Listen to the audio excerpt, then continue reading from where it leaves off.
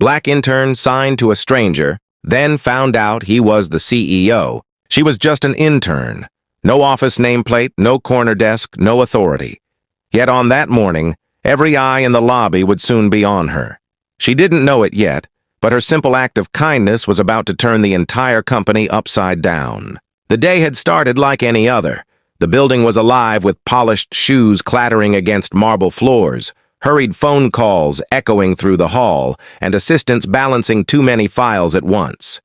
Everyone was rushing, everyone was busy, and nobody cared to notice the man who walked in through the revolving doors. He looked ordinary enough, dressed in a sharp but understated suit, holding a leather folder in one hand. But there was something different about him. He didn't respond to the receptionist's greeting, nor did he acknowledge the security guard's polite nod. Instead, his eyes searched the room, his movements just slightly uncertain. A few employees exchanged puzzled glances, whispering to one another, some even smirking. Most people turned away. They had deadlines, they had meetings, they had no time for a man who seemed different. But she noticed. The young black intern, sitting quietly at the front desk with a notebook balanced on her lap, looked up, and in an instant, she understood. His silence wasn't rudeness. His stillness wasn't arrogance. He was deaf. Without hesitation, she stood. She didn't fumble. She didn't freeze. Instead, she raised her hands, and with the fluid grace of someone who had practiced for years, she began to sign. The man's eyes widened. For the first time since stepping into the building, his face broke into a smile so genuine, it stopped a few bystanders mid-step. Conversations halted. Phones lowered. People stared as the intern communicated with him in his language, a language they didn't understand, but one that bridged a gap no one else had cared to cross. What she didn't know, what nobody knew, was that this quiet moment of compassion was being watched very carefully. The man she helped wasn't just any visitor. He wasn't a client or a stranger passing by. He was the one person in the company who could change her life forever. But would he? Her name was Maya.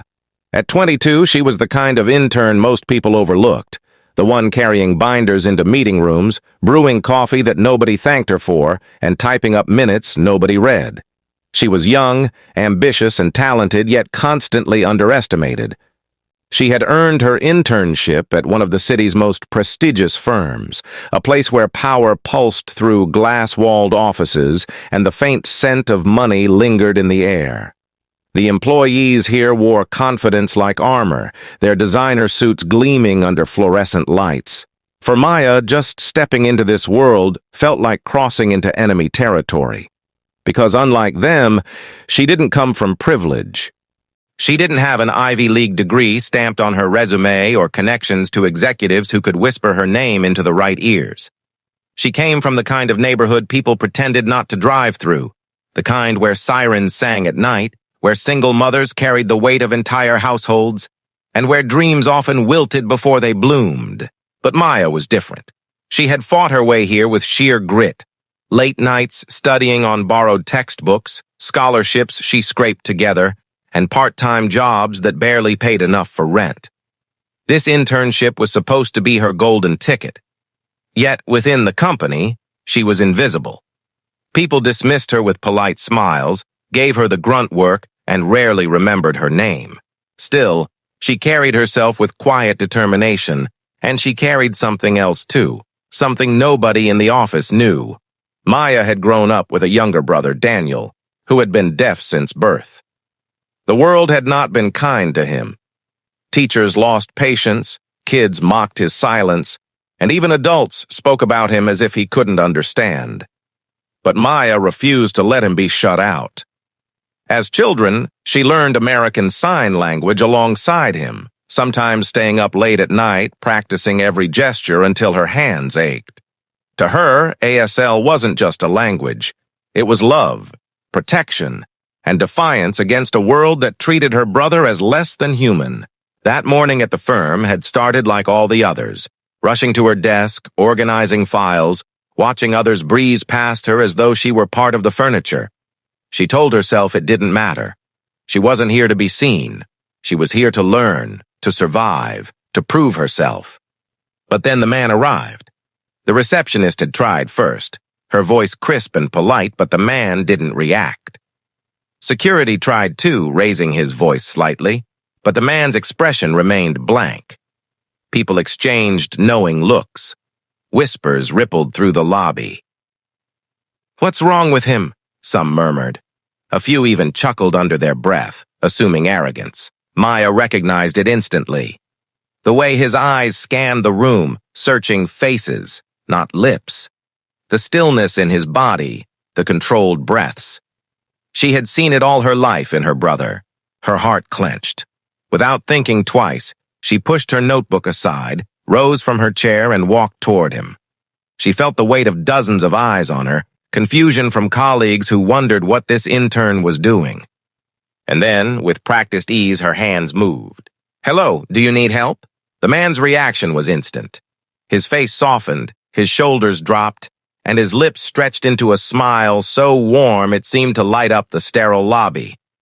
They began to sign back and forth. Maya calm, confident, fluid in her movements. The man visibly relieved, his body language transforming from guarded to open. For those watching, it was surreal. The lobby, usually buzzing with corporate tension, fell silent. Conversations paused, phones stilled. Nobody understood the words, but everyone could see the connection. Maya, for once, wasn't invisible. She was the center of the room, but she didn't notice. She wasn't thinking about the whispers or the stares or the way some of her colleagues shifted uncomfortably. She was thinking only of the man in front of her because to him, in that moment, she wasn't just an intern. She was the only one who had seen him, truly seen him. And yet, what she didn't know was that he was seeing her too, but in a way that none of the others could have imagined. At first, the room felt frozen. The silence that followed Maya's signing was almost louder than words. Colleagues leaned over cubicle walls, security guards glanced at each other, and a few employees smirked, as though amused that the intern had decided to play hero. But Maya didn't waver. Her hands moved gracefully, telling the man where he was, asking what he needed, listening with her eyes and her heart. To her, this wasn't unusual. It was instinct. The same way she had once helped her brother order food, fill out forms, or explain himself when others dismissed him. Yet in this gleaming skyscraper, where polished shoes clicked against marble floors and every second was monetized, kindness was rare, and it did not go unnoticed. By the time their conversation ended, the man's face had softened completely.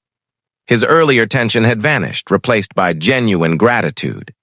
He signed a thank you, the kind that lingered, slow, deliberate, full of sincerity. Maya smiled back, her chest swelling with quiet pride. But the others? They didn't smile. Instead, whispers began. "Why is she wasting time?" one manager muttered, his voice low but sharp. "She probably rehearsed that to show off," another scoffed. "Sign language? In this office? What are the chances?"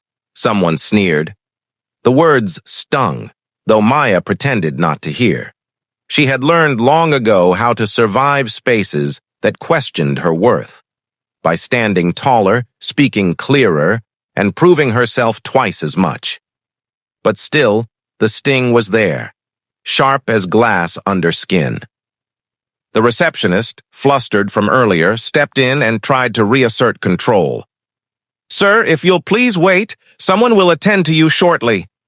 But the man's eyes stayed on Maya, his trust anchored in the only person who had bothered to reach him. And that was when the shift began. From that moment forward, small changes rippled through the office. Colleagues who had ignored Maya before suddenly eyed her differently, not with respect, but with suspicion. Some avoided her, as if her actions had somehow embarrassed them. Others looked at her with quiet resentment, muttering about attention-seeking interns. And yet, she couldn't bring herself to regret it.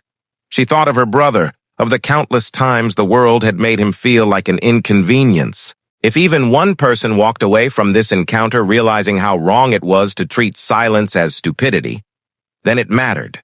But Maya didn't know how much it would matter or how quickly things would escalate. Because the man didn't simply leave after their conversation. He lingered. He sat in the lobby, occasionally checking his phone, occasionally glancing up to catch Maya's eye with a reassuring smile. And that unsettled people. Managers began making calls, asking who this visitor was and why he hadn't announced himself. Security grew restless. The receptionist whispered to supervisors. The atmosphere thickened with tension, as though Maya had invited chaos into their carefully controlled world. By lunchtime, the gossip spread like wildfire. Did you hear? The intern's trying to get attention. Apparently, she knows him. That's why she jumped in. No way that's random. She planned this. The cruel assumptions stung more than the silence ever had. But Maya reminded herself of something her mother always said. When people don't understand your light, they'll call it a trick. Still, she felt the weight of every glance. The office, once indifferent to her presence, now seemed obsessed with it, but not in the way she had dreamed. Instead of being seen as capable, she was being painted as suspicious. And in the center of it all was the man. Later that afternoon, he finally stood, thanked Maya again with a gentle sign, and asked for directions to one of the top-floor offices. She gave them without hesitation, never once imagining the storm it would unleash. Because the truth, hidden behind polite smiles and glass doors, was this. The man wasn't just a visitor. He wasn't just another client walking in off the street. He was the most powerful figure in the entire building, the CEO. And by the end of the day, everyone in that office would know two things. That Maya had treated him with respect when nobody else would, and that he had noticed her in a way nobody else ever had. The boardroom was buzzing. Senior managers straightened their ties, assistants rushed to prepare documents, and the receptionist who had dismissed the visitor earlier now nervously adjusted her headset. No one knew exactly who the man was, only that he had been escorted upstairs and that his presence had rattled more than a few egos. Maya stayed at her desk, her heart pounding. She had no authority here, no reason to follow. And yet, something deep inside told her this moment wasn't just about him. It was about her too. The office doors swung open. A hush fell over the room as the man entered, not with the timid shuffle of a lost visitor, but with the commanding presence of someone who owned every corner of the space. His silence wasn't weakness, it was power, the kind that drew every gaze, every breath. And then came the shock. Walking just behind him, the head of HR announced in a trembling voice, "Ladies and gentlemen, please welcome Mr. Jameson, CEO of the company." The words hit like thunder. Papers froze mid-shuffle. Phones slipped from hands. Gasps rippled through the room. All the snide remarks, the dismissive gestures, the rolled eyes from earlier now clashed violently with the truth. This man wasn't just a visitor. He was the very heartbeat of the corporation. And in that instant, every pair of eyes turned, not to him, but to her. To the intern, the one who had dared to speak his language, the one who had seen him as human before seeing him as powerful. Maya's stomach tightened. She felt exposed, as though every whisper, every doubt, every judgment from earlier had been dragged into the light. But then something happened that no one expected. The CEO turned directly to her. His eyes softened, the same gratitude from before glowing even brighter. He raised his hands and signed slowly, deliberately, words that needed no interpreter. "Thank you. You are the only one who treated me with dignity."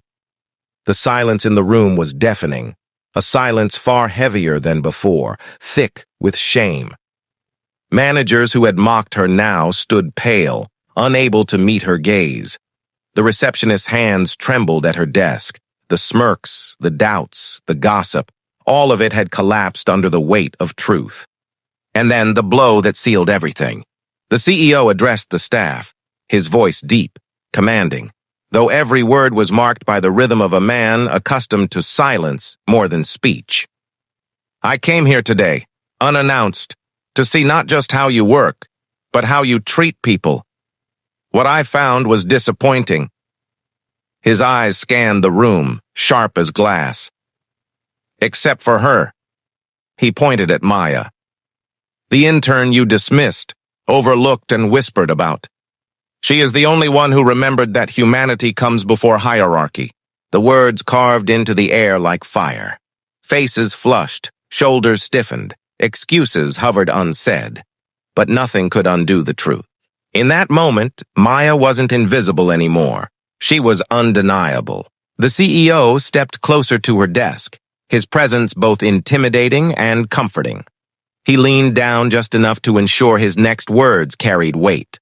You belong here, not as an intern, but as someone this company needs. Her chest tightened.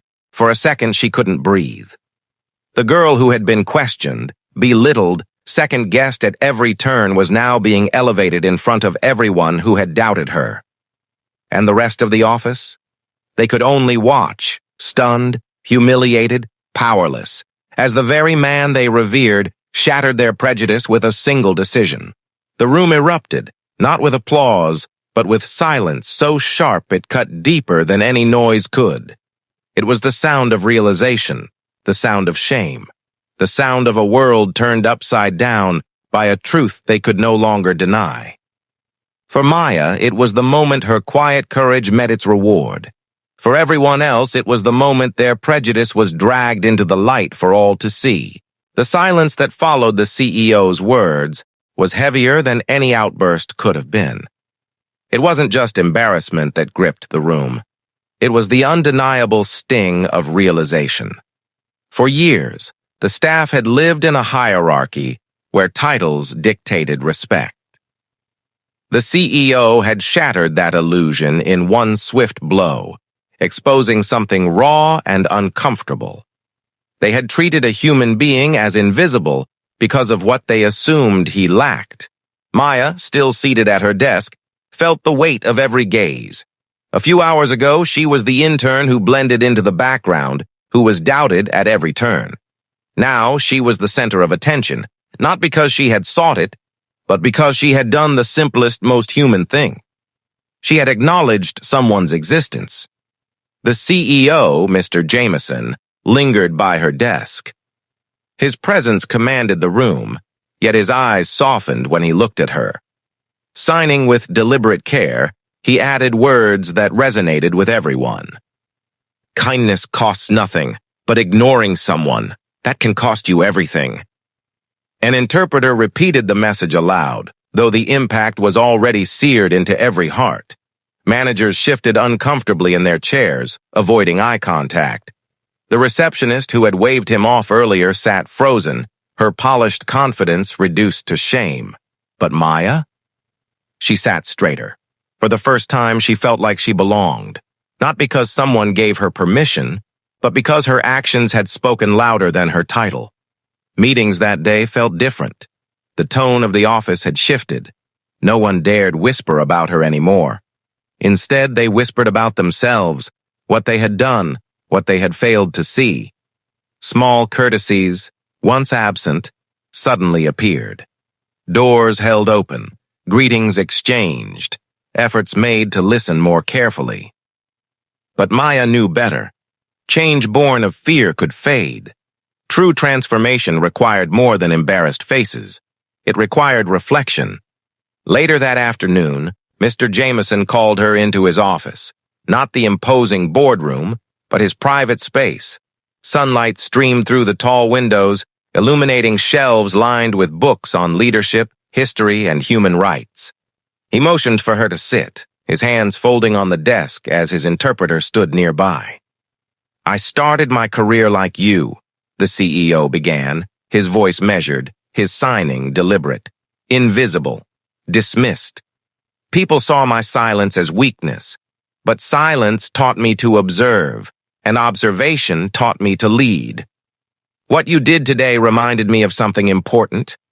Leadership doesn't start with authority. It starts with empathy. Maya swallowed hard. These weren't just words. They were a mirror reflecting the very moment she had lived through. I want you to stay, he continued. Not as an intern, as someone who will help us rebuild the culture of this company. Her heart raced. She hadn't expected this. She hadn't even wanted recognition. But in his words, she heard both an opportunity and a responsibility. Word spread quickly. Within days, whispers turned into headlines. Articles appeared about the intern who spoke in sign language, about the CEO who had tested his employees with silence. Social media lit up with debates about inclusivity, about hidden bias, about the quiet heroes who changed lives without fanfare. Emails began pouring into the company, stories from employees across industries, confessions from people who admitted they had once ignored someone who communicated differently, promises from leaders to do better. And within the office itself, a shift began. Diversity and inclusion were no longer bullet points on a corporate presentation. They became living, breathing priorities. Sign language classes were offered, policies were rewritten, training sessions weren't just mandatory, they were meaningful. For Maya, the change was surreal. People who once doubted her now sought her guidance.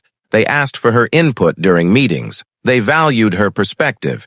Yet she remained grounded, remembering that this wasn't about her rise. It was about a truth bigger than any promotion, that dignity must never depend on status. At home, Maya replayed the events in her mind. She thought of the moment she had first signed to the visitor, unsure if anyone would even notice. She thought of the smirks, the doubts, the pressure to conform. And then she thought of the reveal, the stunned silence, the CEO's gratitude, the company's transformation.